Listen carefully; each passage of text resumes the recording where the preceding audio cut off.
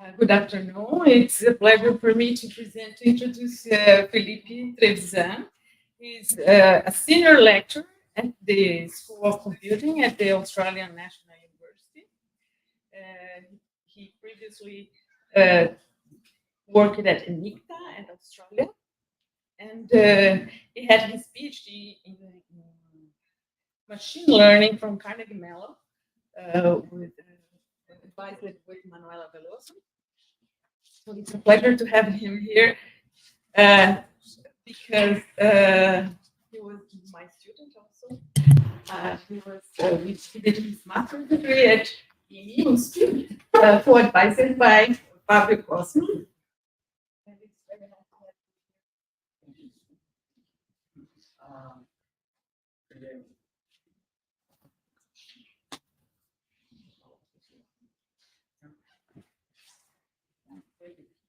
Thanks for the introduction, Liliane. So today I'm going to talk about part of my research, that is deep learning for automated planning.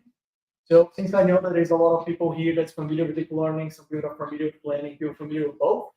So I'll have to give a fair amount of background. I'll start very light, just 3 slides talking what is planning, so most of everyone here is going to be on the same page.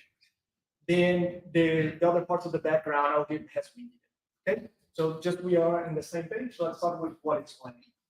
So in planning, what we want to solve, you can think about a gigantic path-finding problem, right? So we're going to have some states. What's the states of the world? We're going to have transitions that are actions what we can apply. We're going to have a set of flows. Sometimes it's very easy to visualize all of this. For instance, we have this little problem there where we have a robot that has to go to that position in green. That's gold. Right? So it's very simple. Just need to navigate on this map. Right? So you can think of planning as a generalization of this. It's a much more complicated problem where you have to find a path in a very high dimensional space. There's a graph. Right? So we can make it a little bit more complex. The problem that I'm going to be talking as an example in the first part of my talk, something like this. We have a robot. A robot's going to help us move house. So we have some boxes, for instance. We have some boxes there. And we want to move the boxes to the green region there that's written boxes. And we have a piano. We want to put the piano on that other location there. Right? We have some constraints, for instance. You cannot take the piano and pass through the narrow hallway. Right? So you have to go around the house. Right? So again, it's not as simple as a path finding problem, but you can think as one. Right? It's this gigantic, exponentially large graph, and you want to find a path from one initial location that is the state of your world now to the goal that you want. Okay? So solutions, we have 2 classes of solutions. The first one is called a plan, where you have a sequence of actions that will lead you to the goal. So you have your initial state, let's say that's representation of your initial state. And if every action is deterministic, you know exactly what's going to happen after it's applied, then we can chain all these actions to get to the goal state. Right? So we ask for a robot to go there, pick up the boxes, move to the top green region there, drop the boxes, pick up the piano, go around with the piano, right? If the world is deterministic, we are all good, we are done.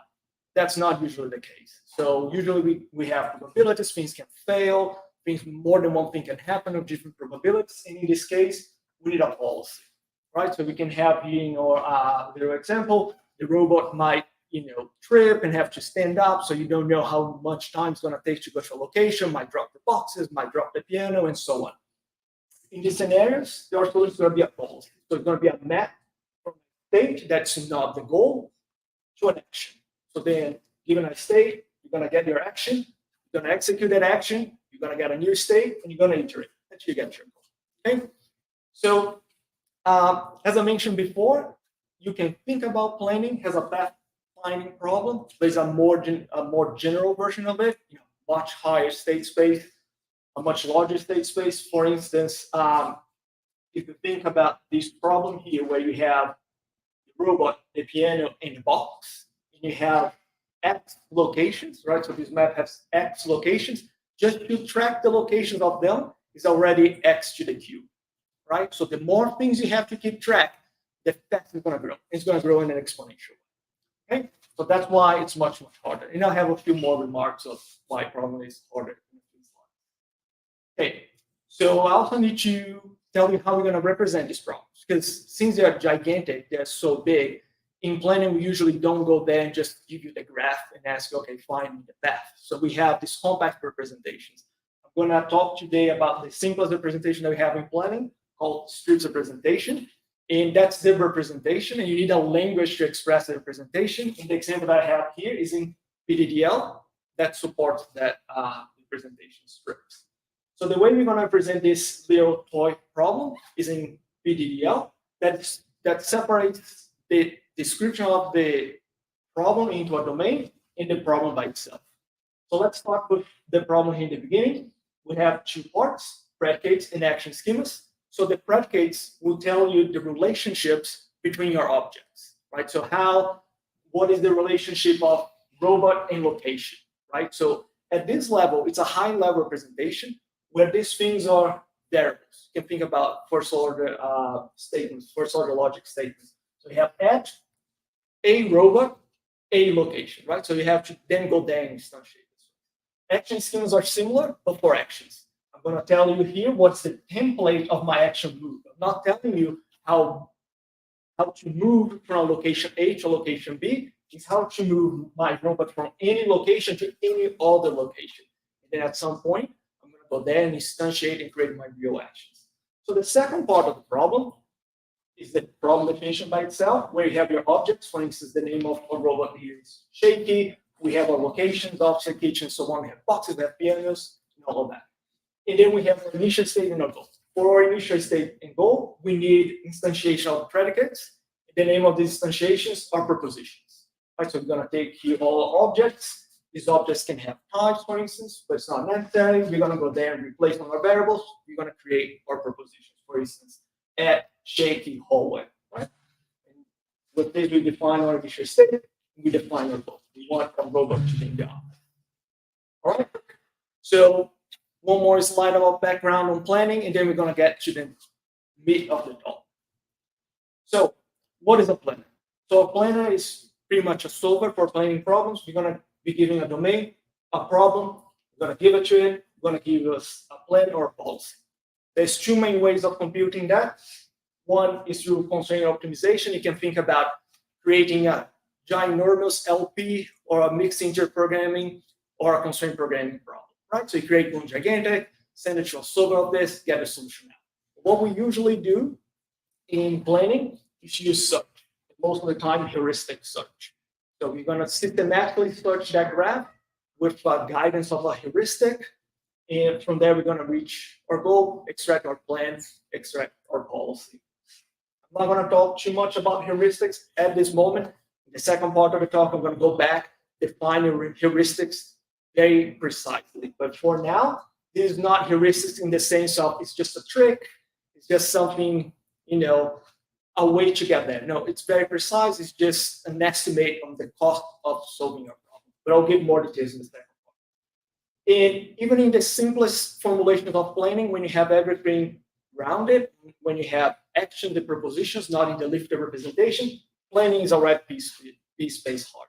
And if you keep growing the features of your problem, will get harder and harder. When you have a description like this in PDDL, then it's X space hard, right? So you get a problem exponentially large on this description. And if you add, for instance, partial observability, then you can get problems that are decided. Okay, so that's how we get from that intuition of path problem to a much, much harder. Okay, so that's what I have for now as a background. And my goal in this talk is to show how we are using deep learning to solve or to help solving planning problems. That's the question I want to address in this talk. And the idea here is twofold. We want to see, is it possible to use neural nets to exploit the structure of planning problems? Can we take a lot of the knowledge representation that we have from planning, from decades of research, and use that in deep learning? And the other part is, can we do that in a resource-effective way?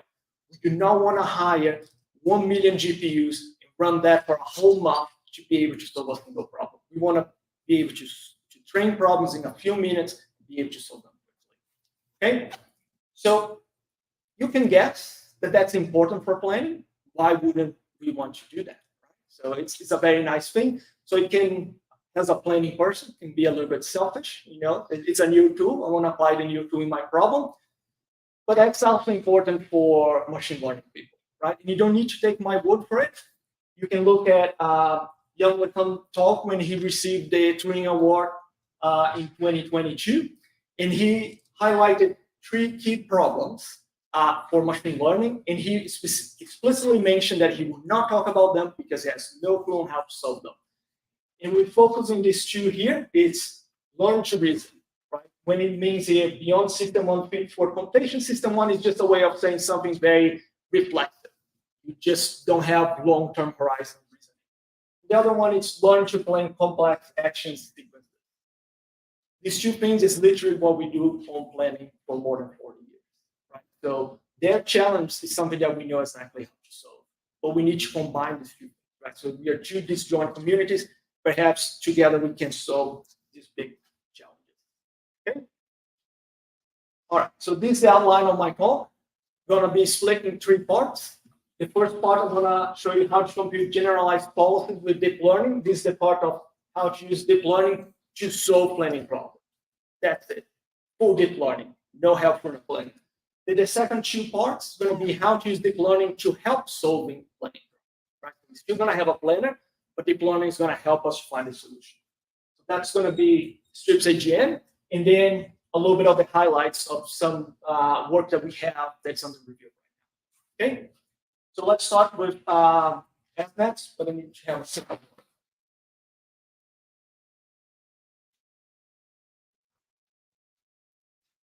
one. Okay, all right. So in this part, we're going to learn how to solve a planning problem from beginning to end using deep learning.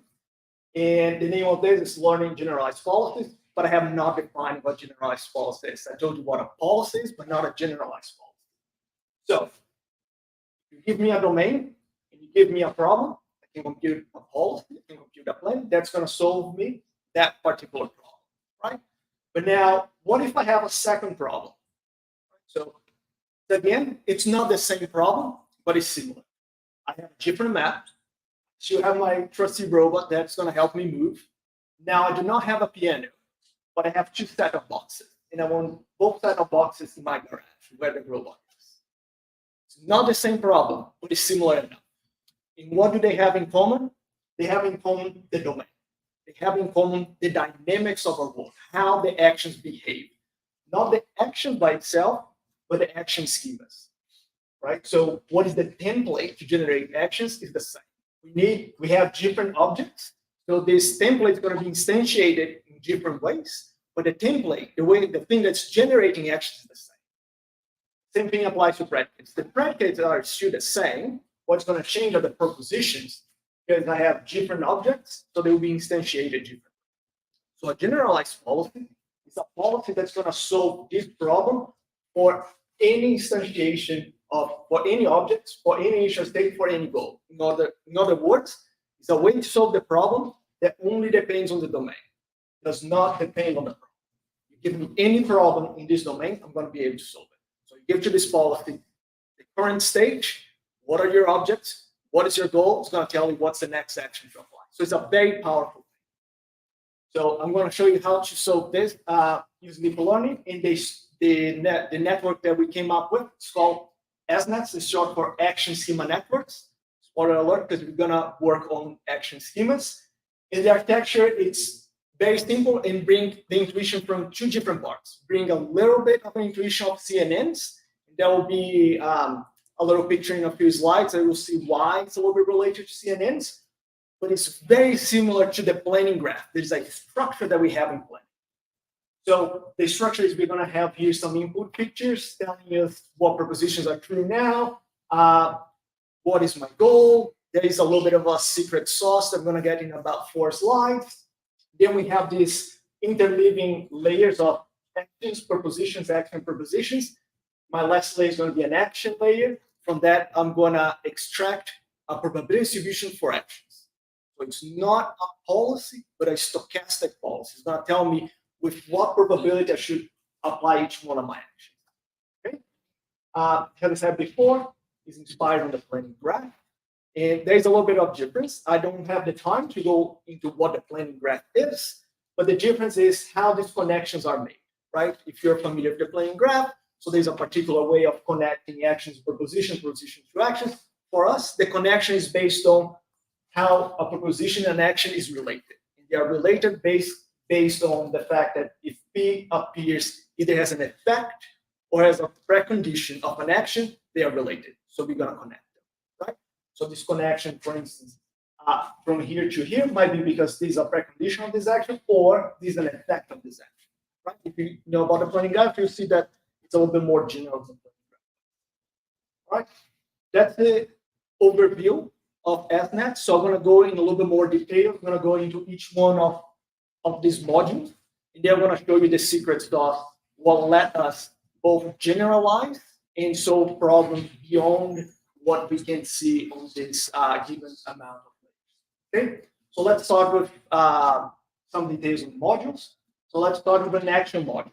So the action module here, we're going to connect with the related propositions, right? So the propositions that are either the effects or the preconditions of my action. I have here my hidden representation of them that I learned from my training. So I'm going to go there, concatenate all of them, get a big vector, then press to a neural network, and then I'm going to get my hidden representation for my action module. Okay, very simple. Propositions are similar. The key difference here is the amount of propositions might change with my objects. So the more objects that I have, there might be more actions that have that particular precondition or that will give me that as an effect. So because of this, the amount here is not fixed. So we have to pool this. We're going to generate a fixed amount of these vectors, concatenate, and then pass through a neural net. Then we're going to learn the hidden representation here for a propositional model. Okay. If you go there trying to implement that, I'm going to tell you right away, it's not going to work. Right? I promise you there's some secret sauce here. In the secret sauce, it's split in two parts. One, it's how we're going to generalize for different problems. If you look at here, we are talking about the objects, right? I told you that we're going to learn a generalized policy, something that does not depend on the objects, right? So we have to kind of figure out how to deal with that. If we're going to take it away or find a way to go there and generalize this concept. And the second one is related to a CNN issue, receptive field limitation, right? How can we plan for a long horizon if our network has a fixed amount of layers, right? These two things are the secret sauce that I'm going to show you in the next 4 slides. So let's start with the generalization. Right? So I'll just first define what I mean by what is the issue of generalization of this architecture and then how we solve it. So as I said before, we have here 2 different problems. My problems have a different map. So there's a different number of rooms. These rooms have different names. I have a different number of objects. For instance, it's not in the image here somehow, but the boxes got lost on PowerPoint. But here I had just 1 box. Here I have 2 sets of boxes, if you remember. Why it's not that easy to generalize? Because when we go there and we learn neural networks, they are very strict on the dimension of the vector. So I have a fixed amount of propositions. So that's going to be my input. There's a fixed amount of actions. That's where I'm going to extract my output. So now if I have a bigger problem, I have more propositions. I have more actions. That will be my new network. How can I transfer the weights from here to there? Right? So this in ML, it's a transfer learning problem. How can I take the weights here from this network and put it there? Right? The way we're going to address that is by weight sharing. So this is because of the feature of the domain. Remember that my actions are all instantiations of my action schema, right? They all come from the same template. So here we have a layer of action modules. So what we're going to do is every time that I have modules that come from the same action schema, let's say the action move, I'm going to say that they have the same weight in the same byte. I'm going to learn the same W for them, right? They're going to be a shared weight in the same bytes. Because of this, if I change the number of objects, there's no problem. I can instantiate my network again because I know that the weight's going to be the same. Doesn't matter the size of my map, since the weight in the bias for move is the same for every move action. I just go there and repeat. Okay? We can do exactly the same for the proposition. Since all propositions come from a given predicate, I can go there and share the weights for all the propositions of the same predicate, right? So we are going to learn these shared weights. The networks, though, they're going to be specific for the problem. But the way we're going to create the network, when you give me a problem, I know exactly how to do it because I'm going to be copying this shared weights. Okay, so the network topology will change, but the way that will change is predictable. And the weights that I want, I can just go there and replicate. That's how we achieve the generalized policy and not be restricted to the number of objects. Neither the goal, neither the interest. Okay, right. So the second problem was the receptive field limitation, right? So that's something common from CNNs. So here's a CNN, here's ASNets. So you can think about trying to classify this image based on what is happening on that image. So as you convolute around and you keep propagate image, you can propagate the information, you can get different conclusions, right? So if you have this little receptive field, you might say, well, this is just a person wearing a funny glasses. And then as you keep convolving, the information gets pulled up, and then you can see something and you might conclude, well, it's just a person riding a fish. And then as you go up, you see more information, then you can conclude, well, it's a person riding a bicycle with a fish bearing, right? So the more layers you move up, the more information you have. You can pull from a larger area of your image. With ASNets, it's exactly the same, right? So when we start our problem here, our robot problem, in the first layer, we don't know what we can find, right? What are states, what we can see, what we can change in the world, because we haven't applied a single action. But as the information keeps going higher and higher, we can see more things that can be achieved, more objects that can be, more predicates that can be changed, more action that can be applied, right? The same way, we're going to have the limitation. For instance, if I would stop here in the second level, if it's a CNN, you're going to conclude the wrong thing on your image.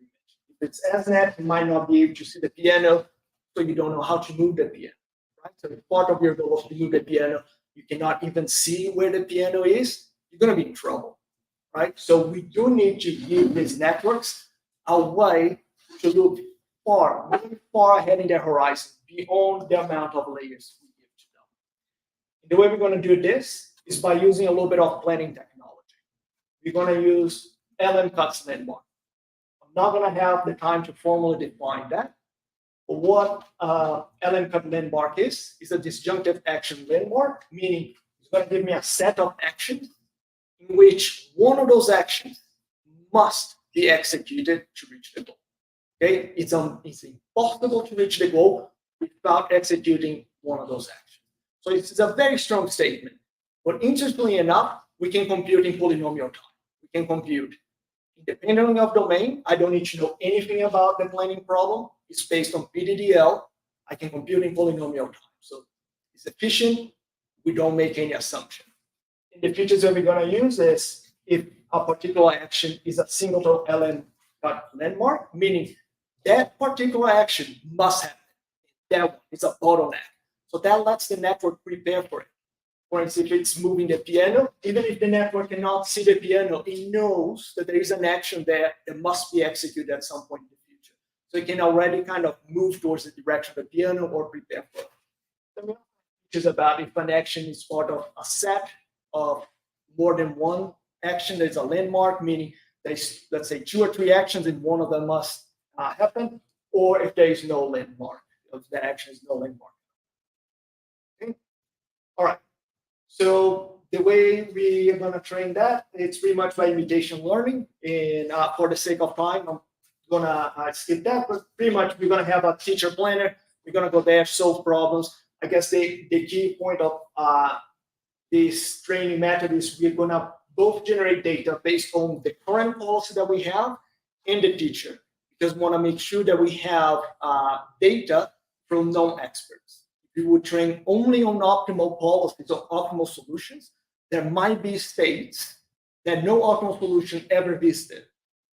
And we're not going to see that. So we're not going to So if we somehow see a problem that's the initial state, we will have no clue what to do. So we mix the data both from non-experts, novices, and experts. I guess that's the key. So very quickly, I guess the highlight here is we're using very modest hardware. We're not using a cluster of GPUs running for a whole year in parallel. No, it's just one CPU core, very modest. And it's modest, but at the same time, planning is a bottleneck for it. The way that planning did one action, get the result executed. So we cannot actually use all the possible parameterization of a GPU because we cannot chain all this computation to the GPU. And I'm going to show a few results. And I guess what is interesting in those results is the shape of the graph. So the shape of the graph is going to be always something like this. You're going to have a baseline that grows, from the beginning very quickly and then plateaus. And then we're going to have ASNets. ASNets is going to be for a long time in zero. That's the training time. We are not adding training. We're not doing training offline. We are considering the training time on the solving time. So all this time is training, and after that, we're just going to execute the process so we shoot up and solve a lot of problems. And for all the results, we're just executing the most probable action. We're going to take that probability distribution, see what's the most likely, and execute. All right. So I'm going to show the results in 3 domains. Let's start here with block 4, deterministic problem, where we have spiral blocks. We want to move from this configuration to this configuration. As you can see here, most of the baselines, they solve a very small amount of problems. All, except from green, is a non-optimal planning that won a few competitions and solve up to a little bit more than half. And then we have ASNets that can solve all of them. Orange here is also ASNets, but it's ASNets without landmarks, right? So without being able to see far in the future, just with the receptive field of the number of layers. Once we add that landmark heuristic, when we add this long horizon kind of hint, we can solve all the problems. This is a probabilistic problem, because remember, I guess I forgot to mention, but ASNets can solve probabilistic problems. It was designed for probabilistic problems, so we can apply both for deterministic. It is a very similar story. So here are the other baselines. ASNets can solve all these problems here. In orange, again, ASNets without the landmarks, right? So you cannot see that far in the future. So you end up with some problems that are too long for ASNets to be able to act according to your goal. Let's look at triangle tie-word. Triangle tie-word is a classical problem in probabilistic planning. It's a silly toy problem that turns out to be a very hard problem for probabilistic planners. And this problem in particular is very easy for ASNets. ASNets can solve that even without landmark heuristics. And that problem in particular, I'm going to spend the next slide on it because we reverse engineer the weights of the network to understand why the network can solve all the problems, right? Doesn't matter the size of the problem we put on it, it was able to solve. So that is in our GR paper. There's the whole visualizations of the network, activations. We took the weights, look at the equations, and we start analyzing them. And the summary of this story is, it turns out, and I haven't seen anyone saying that before, that in this particular problem, you can solve it with a receding horizon, with a horizon of size 3. Meaning, if I just look 3 steps ahead and see what's the best action, and I execute that action, that will be the optimal action. I'm going to just move my horizon ahead. As far as I know, no one in probabilistic planning, including myself, have looked into that. We only look in the particular thing that makes it harder. But then by reverse engineering, we saw that the networks run exactly that. That's why it can solve all the problems. Okay. So I'm going to go to the second part of the talk. And now is how deep learning can help solving the problem. It's not going to solve the problem for us. It's going to help us. It's going to help us through heuristics. We're going to use deep learning to learn a domain-dependent heuristic. So in order to do that, I need to now formally define what I mean by heuristic. So a heuristic is just a cost estimator to guide the search. So if you have done any AI course, you'll learn what XR is, you learn what heuristic is. Just a way to give you a guidance towards the states that you don't know, what is the one that's going to be cheaper to reach your goal. And then if you saw a slide, you know the concept about admissible heuristic, meaning it's an underestimate, it's a lower bound. So if it's going to cost me 10 units of time to solve the problem, any number from 0 to 10 is an admissible heuristic. Another concept that I need is domain-independent heuristic, right? So if we have to come up with a heuristic for every single domain, it will not be automated. So one of the key technologies in planning is how to compute heuristics based on PDDL, based on the description of the problem using this language, right? So we don't need to know what it's there, but just based on the features of the language, how can you compute a heuristic? We have several of them. And one in particular, it's based on delete relaxation. So I'll go there, and I will take my negative, the effects that I will remove from my state, I'm just going to ignore it. So now nothing can be subtracted from my, just keep accumulated things, right? So this is a relaxation. That's how we compute domain-dependent heuristic, by solving relaxation. And if we take a relaxation and solve that optimally, right? So you keep relaxing until the problem is easy enough to solve. If you compute the optimal solution of relaxation, then you have an admissible heuristic. Several different delete relaxation heuristics. And in particular, I will need this pair of HAdd and HMax. They're going to define in the next slide. So HMax and HAdd is going to apply the delete relaxation in a second relaxation. Solving just the delete relaxation is still a hard problem computationally.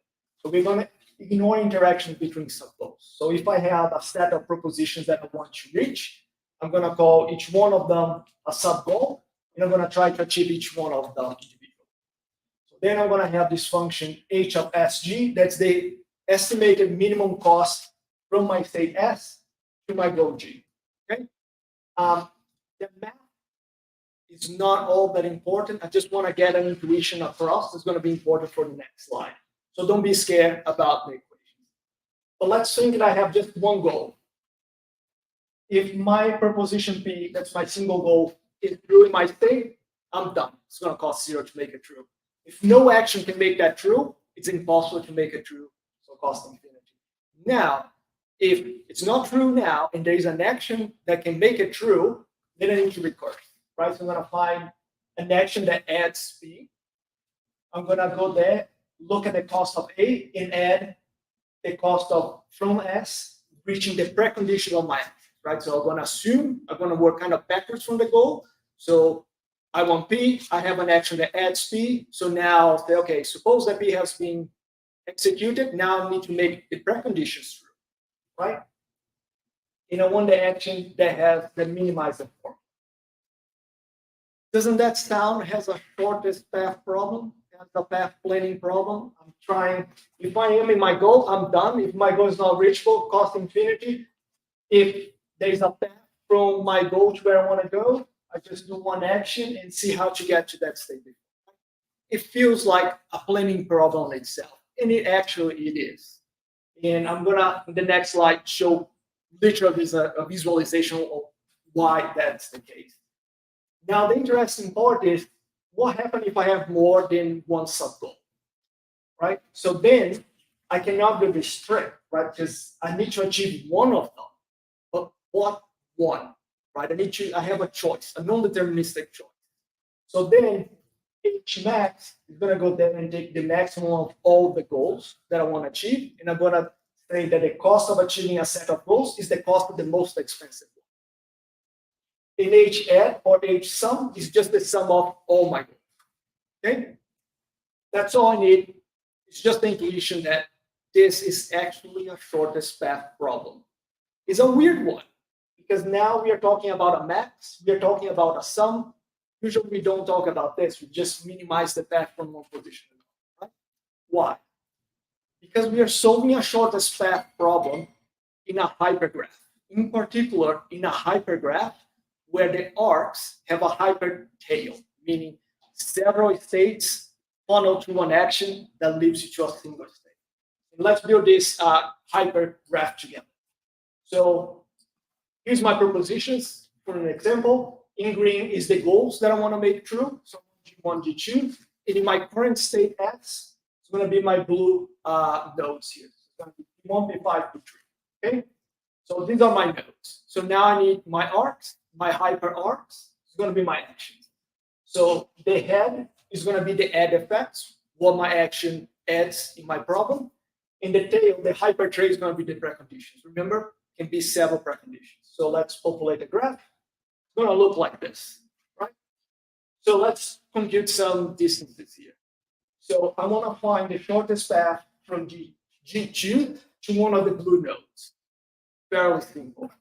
Just look at the two black actions, cost it, right? That was simple because all these arcs, they're regular arcs. They're not hyper or hyper edges. Now, if we try to solve that to G1, we're going to get in trouble. So if I'm on G1 and I want to get the shortest path to one of the blue nodes, how are we going to do that? If I look at the blue action, what does that mean? Does it mean that I need to find the path from P4, P5, P6, all of them together? One of them, the average of them, or am I done because I already touched one of the blues, right? The issue here is in a hypergraph, there is no well-defined distance. You need to give me some extra information. In a graph, there is a well-defined distance because there is a notion of path. If you don't give me extra information, I cannot compute a distance in a hypergraph. So what Hmax and Hsum or Hadd does, it removes the ambiguity of what to do in the hypergraph. So if it's Hmax, it's going to tell you, you look at all of them, take the cost of the max. If it's Hsum, you look at all of them and sum them together. That's how you resolve the shortest path for a hypergraph. Now, the question is, so far we only know two ways of computing distance there, and we'll come up with a different one. Take the max and take the sum. But can we learn a distance function for this graph, right? So I built this graph in a domain-dependent way. I made no assumptions about this graph other than it's a scripts problem. If I can learn a distance graph or these graphs in general, then I learn a domain-dependent heuristic. I learned something that I can transfer across all possible planning domains in PDD. That's how powerful it is. So the way we did this, since we have a hypergraph, now there's some deep learning techniques for graphs, so we apply. So I'll quickly just give a brief review of graph neural networks, and then I'm going to explain our architecture. So graph neural networks, in particular, I'm going to look at message passing neural networks. So the idea, it's very, very simple. I have a graph, and I have my embedding here. I have the information, my hidden information for each one of the nodes. What I'm going to do, I'm going to use the topology of my graph to let me know from where I should take information. For instance, if I'm on this node, the full node here, I'm going to get the hidden information of this node plus the embedding of the other two. I'm going to go there and aggregate them. In this case, it's going to be the sum, apply to a neural net, and that will update my embedding. That's pretty much it. That's GNNs in less than a minute. You do need a special layer in the beginning that's going to get your input into your initial embedding, and a layer in the end that's going to take your embedding and give whatever you want. Okay. So this is for graphs. So what we did, we extend that for hypergraphs, and then we use the implicit graph from Hmax and Hadd, and we apply a GNN to that. So we have as input features here for an action, the cost of this action, the number of preconditions, number of add effects. Remember, we are talking about delete relaxation, propositions. If a proposition is in my current state, if it's in the goal, if it's green and blue, I'm going to do my encoding, generate my initial embedding, go there. I have my graph. I'm going to do my message passing layer. I'm going to get my updated embedding, right? So this, the thickness of both the arcs and the nodes change. We're going to have an embedding for both. In the example there, in the crash course of GNN was just 4 nodes. You will have 4 nodes, edges in a global set of features. Okay. So then I have one last layer that will decode my actually global embedding into a real number. Then what I need to learn the neural network representing this encoding, the decoding, in 3 update functions. The one for my edges, the one for my nodes, and the one for my global event.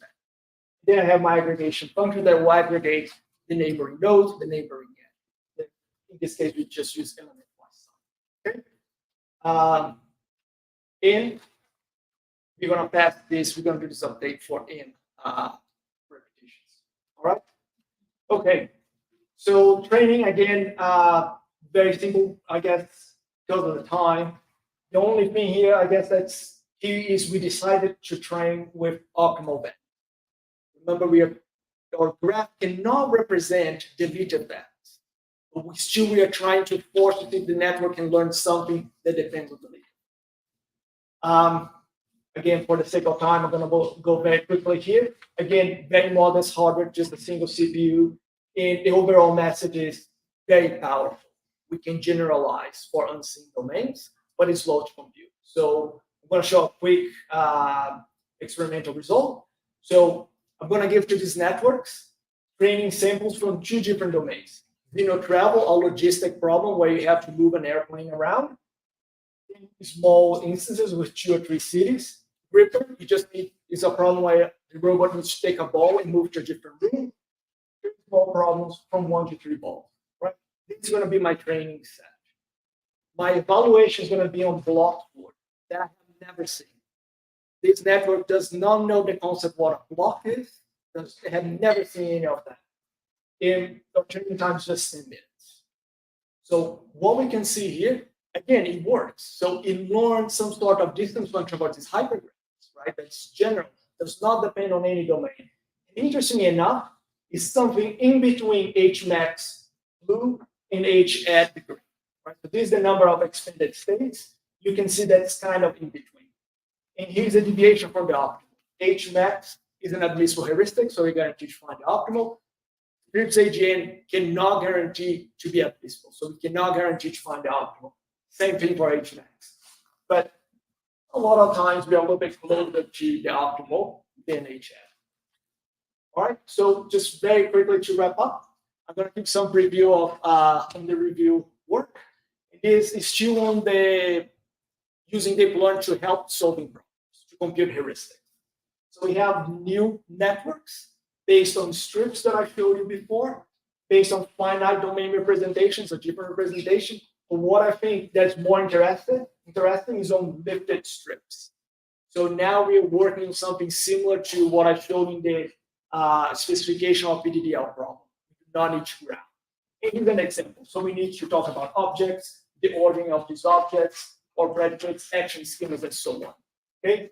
The nice thing is, I believe that's the first lifted graph representation for planning in ML, and it performs very well, right? I guess here is a baseline, something that was the state of the art 10 years ago, and here's our lifted representation. When it's domain dependent, we give training data of the domain where it's going to be evaluated, and it performs comparatively in a few domains. And it's domain independent. We train that in different domains, and it's going to be testing domains I've never seen. It still learns something, but it's not as competitive as if you train the domain evaluated on. And domain dependent is something that makes more sense, right? So if you're going to learn something, you learn something for your domain, you have a chance to learn something more specific. Domain dependent is just a nice challenge. I guess in planning, we didn't even know it was possible to learn something that's domain independent, and we showed that with strips AGN.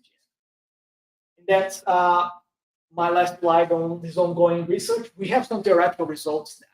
So we have all these different networks, and we can say what they can represent and what they cannot represent. For instance, the lifted networks that perform very well, they cannot represent Hmax in H@, meaning that based on some relationships of message passing neural networks, color refinement algorithm, we can generate 2 graphs that have different Hmax values that we cannot distinguish the difference between. Then we also show that strips AGN or other networks can potentially distinguish all these graphs, so they potentially can learn that, but none of them can learn the delete relaxation, because there are graphs that they cannot distinguish the difference. All right, so just to conclude, because I'm way over time, I hope that convinced you that deep learning is something to ask for planning, but it's not LLMs, right? It's not prompt engineering for LLMs. It's not what's the best way of putting a planning problem on ChatGPT and getting a plan, right? It gets wrong most of the time, right? So the key here is how to combine the best of both worlds. We have decades of knowledge representation reasoning, right? We need to leverage that and take the best of learning, all the flexibility, be able to learn things that we don't know how to compute in closed form. Okay? And I believe that deep learning is here to stay for planning, specifically in suboptimal planning, in satisfiability. If you just want a solution, a plan or a policy, I think in 5-10 years, the competitions on the learning track for planning, those plans are going to be faster than the planners that do not use learning. Right now, that's not the case. They're still lower. In 5-10 years, I believe they will be faster. Optimal planning is still an open question. You need a lot of results to either on algorithms for planning that can use the networks and to guarantee optimal solutions, or be able to learn this one. And for challenges, there's the computational efficiency. Unfortunately, networks are very slow to evaluate, but there are still problems that require a lot of long horizon reasoning that this network struggles. Even ASNets with the landmarks, they still struggle. For instance, on 8 puzzle, Sokoban in Hanoi Tower Hanoi. And in Tower Hanoi, that's easy to see because you keep moving the disks back and forth to the original position.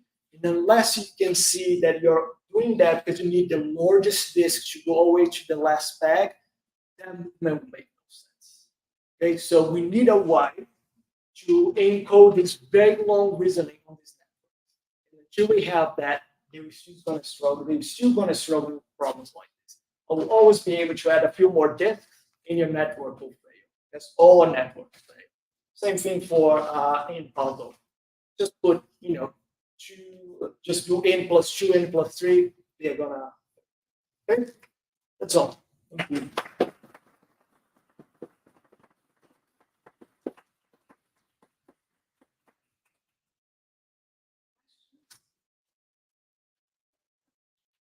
Thank you for the very interesting speech. I worked with neurosymbolic methods with Professor Day and Professor Cosmich, and are you interested in putting domain knowledge into natural language processing problems? So it's interesting to see you working on natural language in other area. And I had some doubts. I don't know if I missed some, but going that ASNet to training is long. Is there anything about the special about the training? Because these people have to train the net. And we have the problem. Can you run into the usual problems of learning? Like your new problem is out of distribution. You could potentially run into that, and the way that we address is by having the learn policy to be part of the data you're generating. Like the way we're going to generate data, so we're going to generate some states, right? So we need some states of the world to then see what are the values associated with it. Right? So if we will only use states seen by their optimal paths, we might run into some issues like this. For instance, block war, I can be very malicious, be an adversary for it, and give a lot of problems where I have a big tower and I need to put all the blocks in the ground. And then once you learn that policy, I give you a table with blocks in the ground and ask you to build a tower. We have never seen that, right? So you can run into this sort of issues. One way to compensate is by running the learn policy. In the beginning, it's pretty much a random policy, right? So then it's going to do things all around. So you have more chance of seeing this out of distribution. But it still can be an issue if you give a very bad training set as the one I just described. But there is, I guess, in a lot of learning for planning, there's a big question: how do you generate a good data set? Not only in terms of a well-distributed one, in terms of visiting different hard parts of the state space, without the ordering, right? If I give you a very hard problem in the beginning, and in the end I just give you a lot of easy problems, you might lose that initial. Right? There's a little bit of curriculum learning. Did you answer your question? This first part, you have a problem where you have different sizes of inputs. You try to solve this as far as you can understand by transferring the learning from one situation to another. Isn't this sort of similar to what happens with transformers, where you have text, process, and text can be of any size, and then it's sort of you get an amount of text and put it in a transformer, and it will connect the various parts. Would you do this? Could you have a single transformer? See what I mean? That does everything for you? It's like a large language blending model or something like this. I still have to catch up on a lot of the transformer literature, so I'll apologize on that first. But my understanding is that they are fixing some of the sizes, right? They have the fixed size of tokens. So that's something that we do for strips AGN. For strips AGN, there's a little bit of hidden assumption there that I have a limit on the number of nodes in my hypergraph, right? Something similar to the number of tokens in transform. Then if you have less than that, you just spend those nodes. But you can have more. Same way that if I give a sentence that is too long for an LLM, you might run out. Not be able to answer that. We are trying a little bit to do something similar to transformers in the sense of with the ongoing work of instead of having a lot of fixed vectors, trying to just have a loose set that we try to do some sort of positional encoding. But interestingly enough, in transformers, you kind of want to make sure that your embedding of nearby words are nearby your embedded space. In planning, you want the opposite. Experimentally, we saw that you want, let's say, the first argument of action to be not very far away, but to be independent of the second argument. Otherwise, you might learn a spurious correlation there. Right? So there is something from transformers that we are trying to leverage, but I think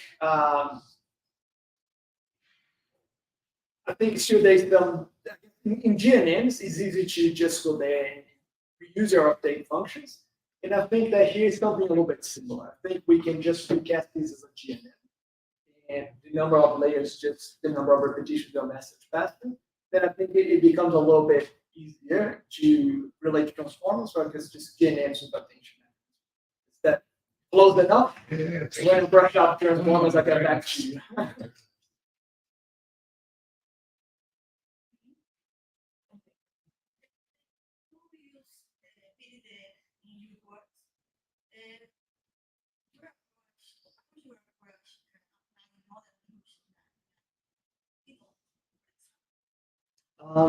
So the question is, we use PDDL, could we use a different language like RDDL, Reader?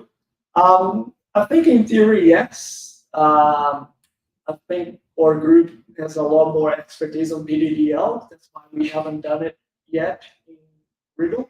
I think the heuristic side of it might be a little bit more complicated, but Nelson and some other people have done a lot of transfer learning.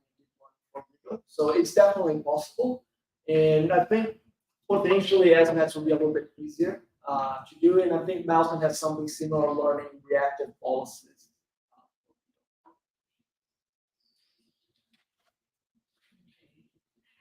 When you said it's difficult to get experiment samples, can you be inspired by the reinforcement learning community? They're very smart at generating samples. Yeah, I think you can potentially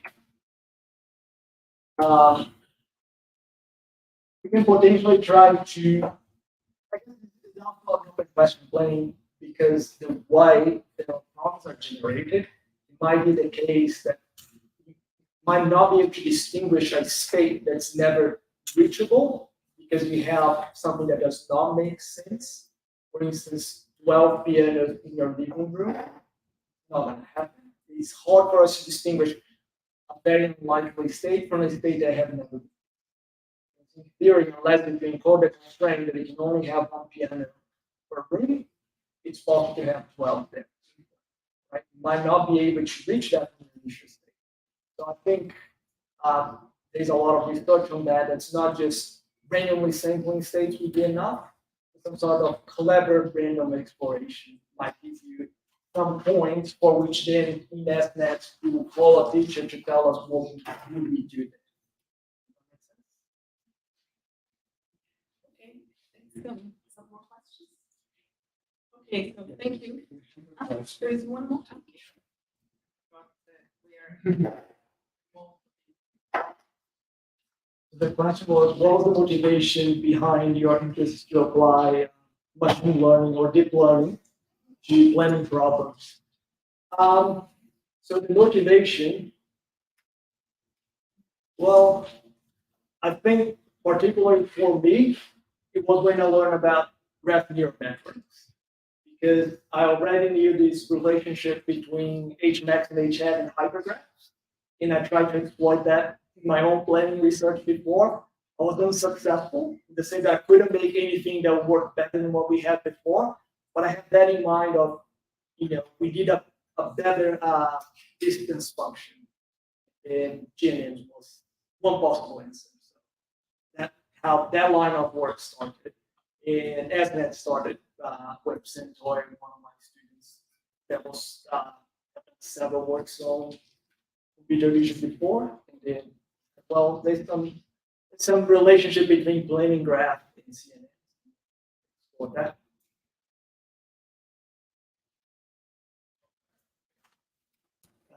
Another question.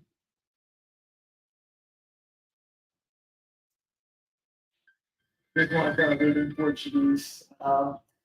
Quais as lições futuras para a integração de aprendizado profundo com planejamento automatizado? Podemos resolver de forma mais eficiente os problemas?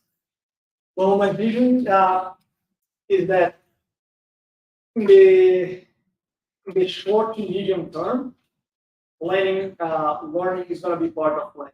Not going to be able to avoid that, right? So in the planning community, we have competitions, and this year we had a set of competitions. We have optimal planning, suboptimal planning, and we have learning for planning competition. And right now, even the best planners that use learning, they are slowing down the planners that do not use learning. They use the planners without learning as a subroutine, and they slow them down.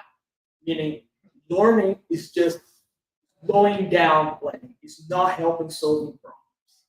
So, but that, because of some open questions, the fact that we have these computational efficiency issues, in the sense that the way that our workloading planning is, we cannot dispatch a large batch of things to the GPU, send one state, get one thing out.